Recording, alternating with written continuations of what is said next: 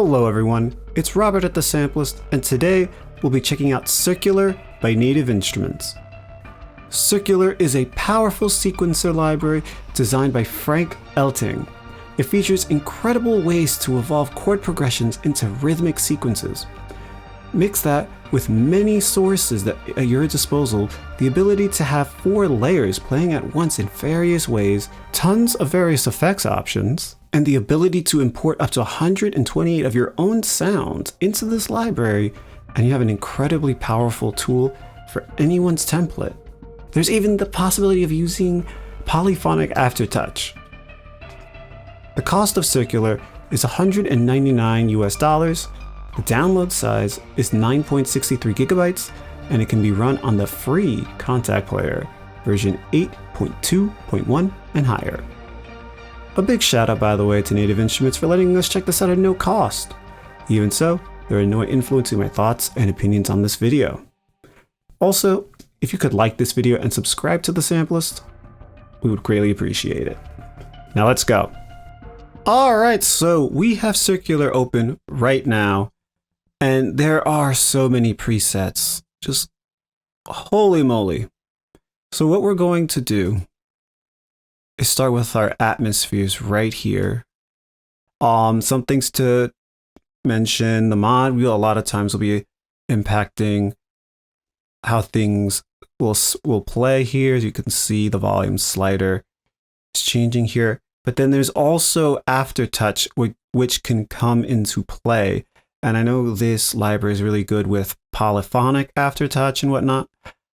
So we're just gonna play around with all these different presets and see how it goes.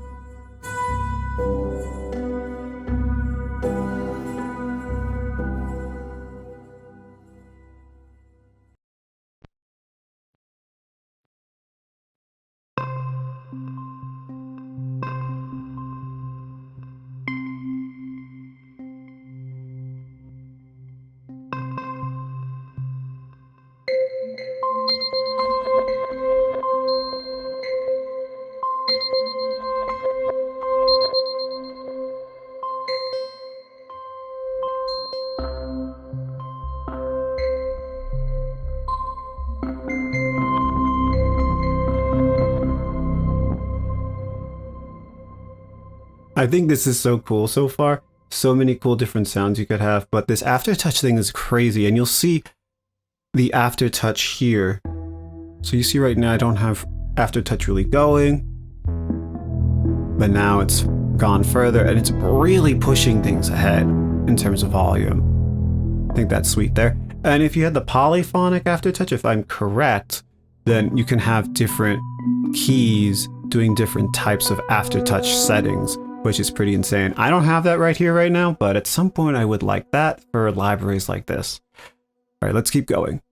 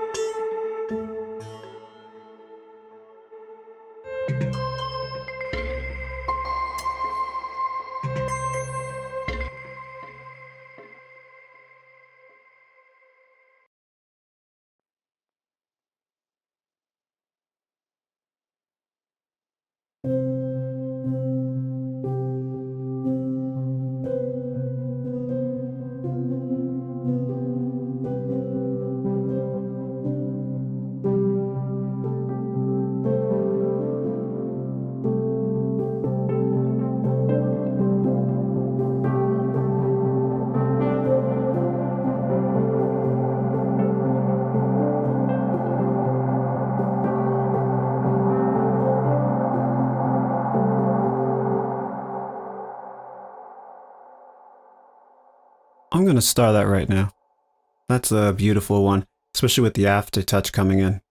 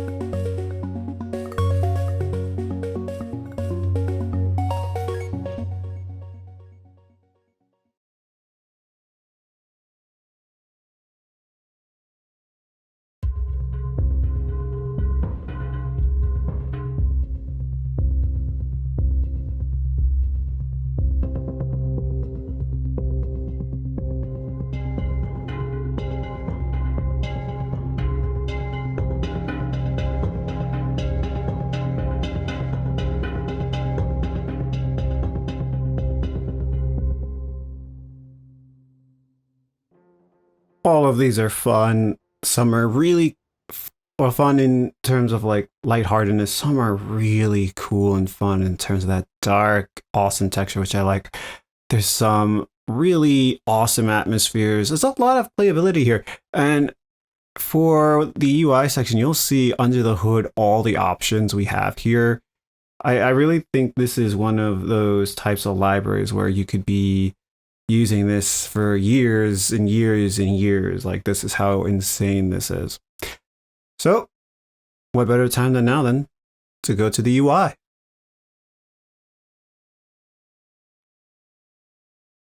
All right, so let's look at the UI here. We have our, the usual setup here with the 4 layers, as you see here. And the cool thing here with the layers is that there are some added functions which I'm at least not used to seeing. So of course we have our on and off for each layer. You could solo. And once you really go into the layer, our little circle area here, I'll call it a vortex, allows you to change things like the velocity and whatnot. And you can turn on and I guess turn off as well some cells here that will be played. And you can adjust the volume here, and then you could have it play, if you have multiple notes, you can have it play all the notes or the lowest note.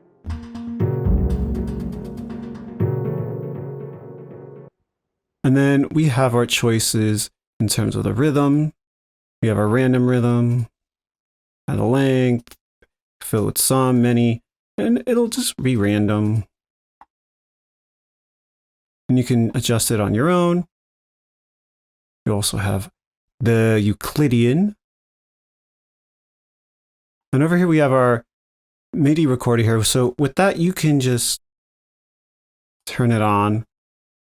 Oops, sorry, turned it off by accident. Turn it on, and then you can play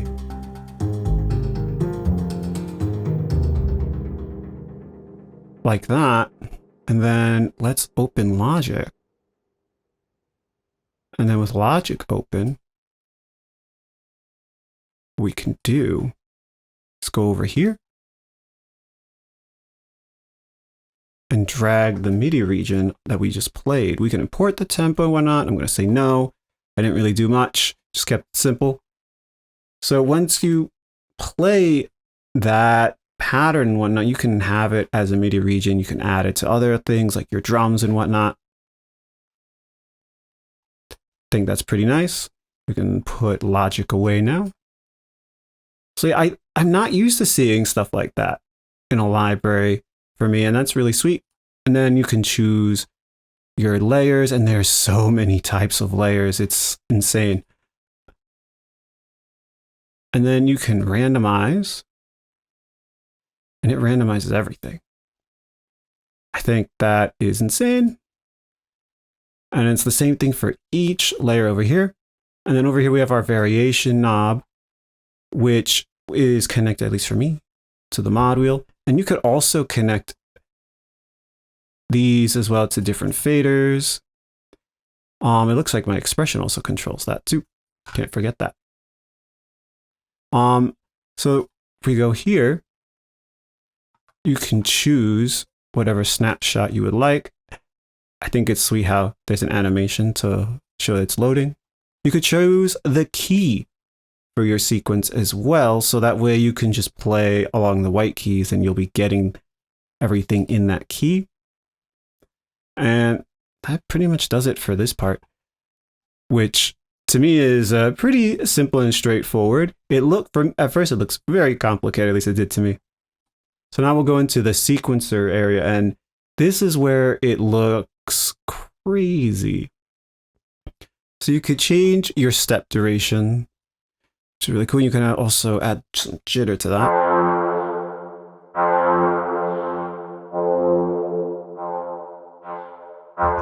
So it messes around with that. It's pretty cool. Makes it a bit random, at least to me. Then we have our parameter lane, which we can adjust things like the velocity for each cell. It drops on the probability of it being played. You can adjust different parameters here for the notes. our note lengths. And then the step effects, which to me is just insane. You have a choice of so many different effects for each different block here. And you can have, I think, up to 3. And you can just keep pressing them and toy around with them and see what happens. And you could also randomize all of these, which just happened right there. And you can do the same thing to the links. You could do the same thing to the notes. You could do the same thing to the probability, which adds a lot of crazy possibilities. And this is what we're going to do.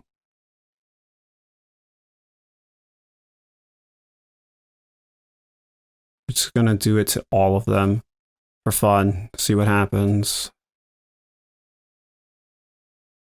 Oh, I have it all. There we go. There we go. I didn't have them all selected. Good old little bloopers here and there. Happy accidents, right? Let's change that variation. Let's change the step effects for everything so you could just see the possibilities. All the lanes. Oh boy. Let's play it.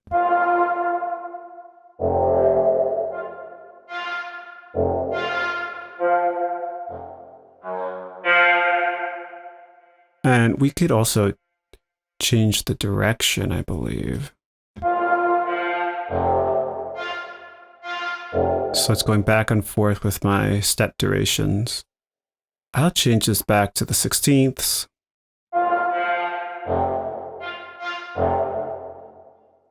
Very nice. And then the sound lane here, you could also mess with things like the amp release. You can also change the sound presets down here, randomize them and whatnot.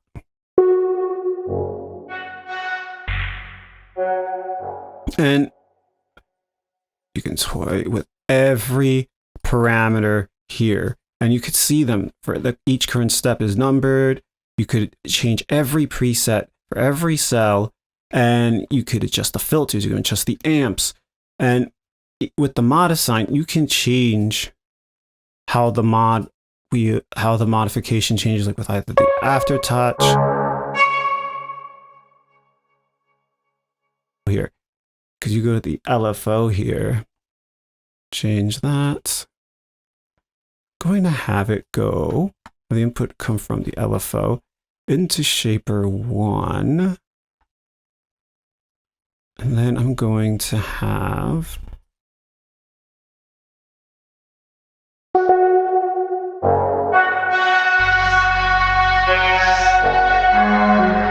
and there's the problem. I have to select all of the steps to make sure it took. So little things here and there.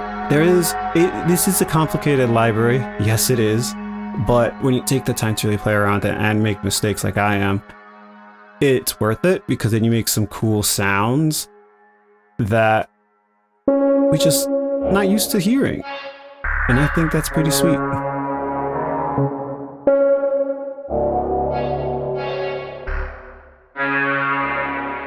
Next we have our effects. So you can have up to 4 by the looks of it for each layer.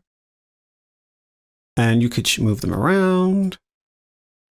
You can also tweak over here if you just want to do the main 3 macros. And then we also have our grain effects, which you also can choose up to 4. And I should also open that. You have all these different possibilities here. You can also modulate all of this down here for each layer. Lower that. And this is our master fader for the granular effects, but you also can adjust it over here, which is pretty sweet. And then you have your FX sends. We have 2 of, and then we have our effects global. So that will affect everything. And you have up to 4 once again. You can adjust everything. You can adjust the LFOs for each. for the modulation. This is a deep library. And then you have your mixer, which you can affect every layer, including the granular effects, including the sends. And then you have your global area right here, which is great. I'm going to go back to the mixer. And that's pretty much it. For me, this was just a general overview of it. You saw me make a mistake here and there because even for me, I'm still, honestly, still learning my way through it because there's a lot to dive into. But I know for sure if I took the time, which I probably will next week, I will be having a blast playing this. I will have a blast going into it and making some really good stuff. One more thing though, before I forget, you'll notice this very wordy box here. That is a file that I put in. So you could put your own files in here. And that way you have your own samples. So if you have your own percussion samples, your own different types of Foley samples on it, you can put them in there, you can plug them in there and play them. So not only do you have so many different options per layer. So that does it for this section. Next is the composition. I hope you like it.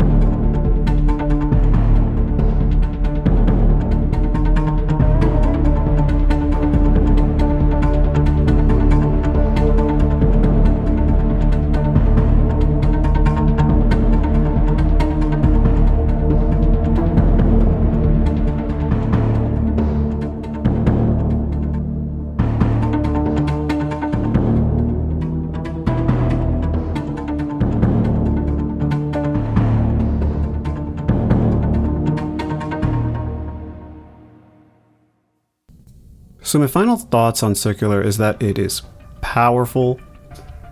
It's a small package considering it's less than 10 gigabytes, but everything it brings is huge. It's massive. And the fact that you could put your own samples in there, it means you could be working on cool sequences forever. I think this is a great library. For the price, it's very good. Check it out. Take time to learn it. It's got a lot of cool things going on. So yeah, that does it for this video.